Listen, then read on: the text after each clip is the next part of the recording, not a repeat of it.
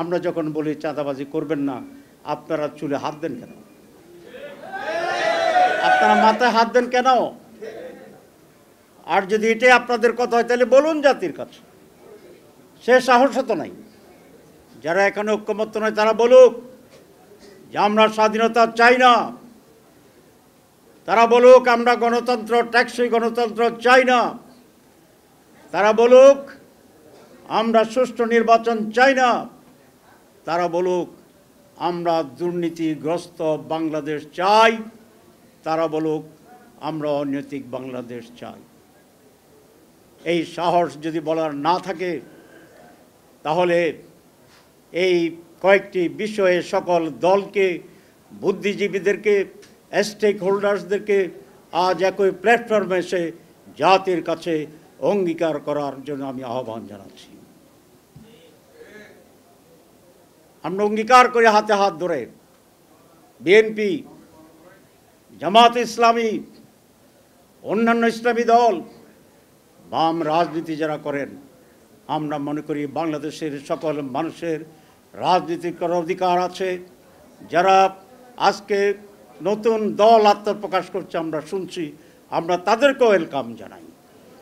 কিন্তু এই 5টি-6টি বিষয়ে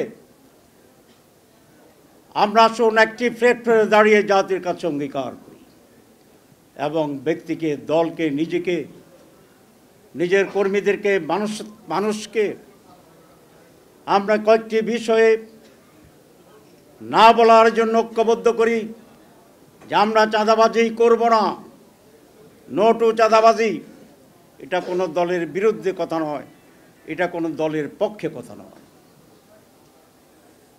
চাঁদাবাজি করবেন না, এটা কি কোনো দলের পক্ষে? এটা কি কোনো দলের বিরুদ্ধে?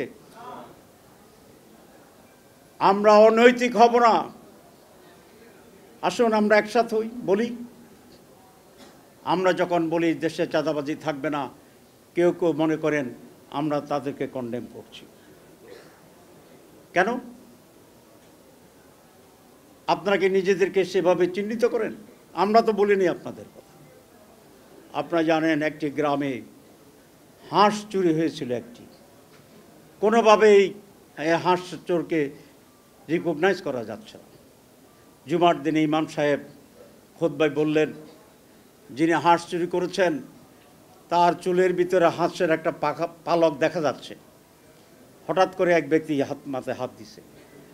তাহলে চোরকে প্রমাণের দরকার আছে? আমরা যখন বলি চাঁদাবাজি করবেন না, আপনারা চুলে হাত দেন কেন? আপনারা মাথায় হাত দেন কেন? আর যদি এটাই আপনাদের কথা হয় তাহলে বলুন জাতির কাছে। সে সাহস তো নাই।